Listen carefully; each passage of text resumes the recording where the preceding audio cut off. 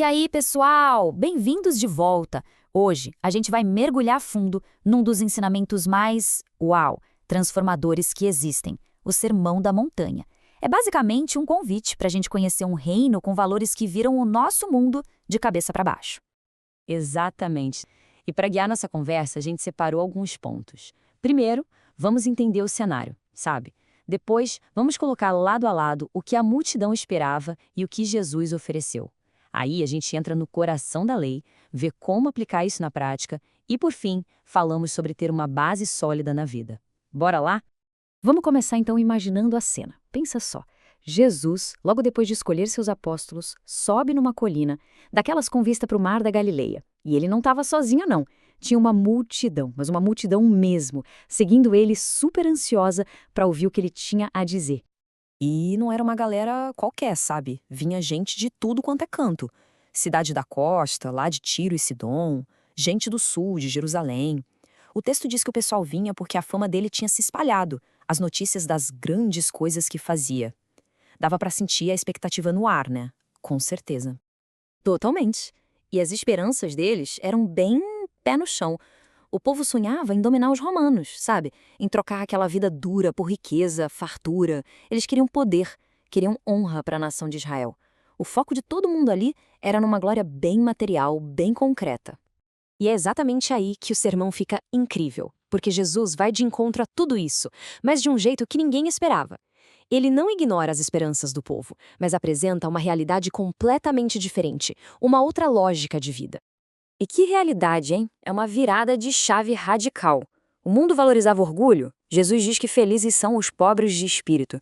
O mundo buscava poder? Ele exalta os mansos. O pessoal queria fama? Ele fala da felicidade de quem é perseguido. É literalmente pegar os valores do mundo e virar de cabeça para baixo.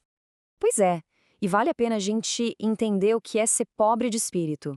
Não tem nada a ver com grana. É sobre a gente reconhecer a nossa própria fragilidade, sabe? Admitir que precisa de ajuda, deixar o orgulho de lado. E o texto mostra que essa atitude de humildade é a porta de entrada para tudo que Deus quer nos dar.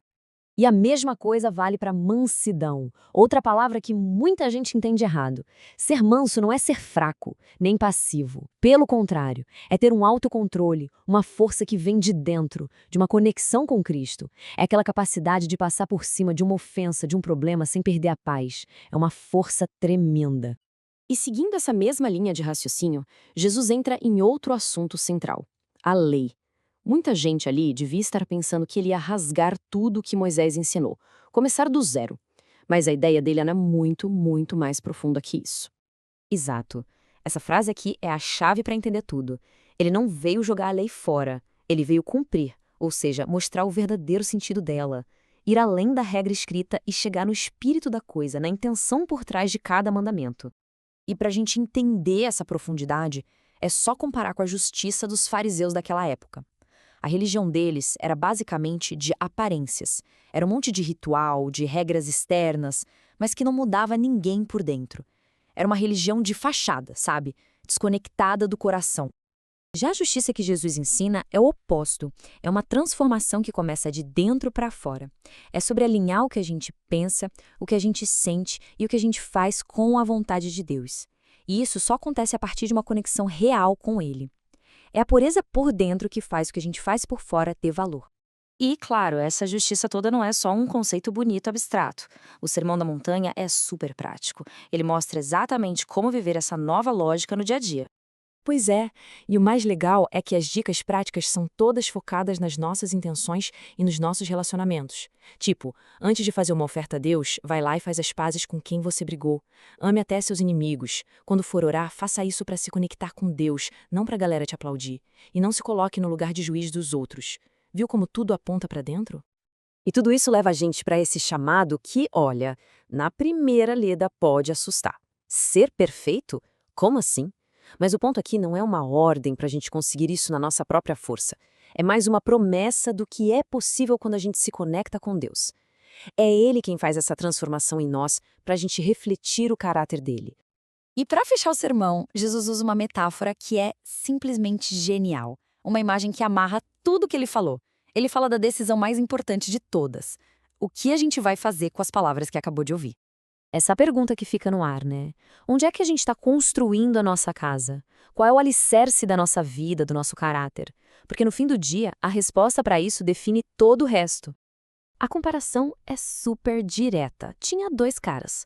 Os dois ouviram as mesmíssimas palavras. A diferença não estava em quem ouviu, mas em quem praticou. Um ouviu e colocou em prática, construiu na rocha. O outro ouviu e não fez nada, construiu na areia. E aí, quando vem a tempestade da vida, bom, só uma casa fica de pé. É a prática que firma a estrutura.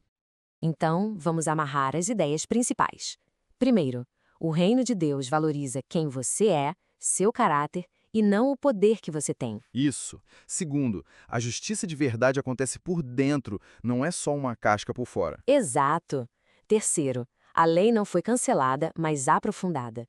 O objetivo é que ela seja vivida no coração. E para fechar, a grande lição, só ouvir não adianta.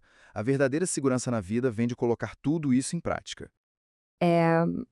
No fim das contas, o Sermão da Montanha é muito mais do que uma lista de regras. Ele não é um manual de faça e não faça. Ele é, na verdade, um convite. Um convite para uma transformação total.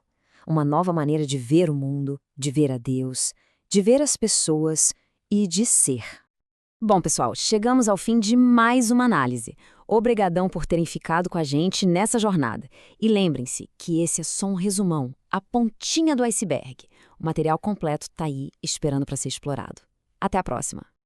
Se esse resumo do capítulo de hoje facilitou sua vida, que tal nos ajudar a continuar? Seja um apoiador. O link está na descrição.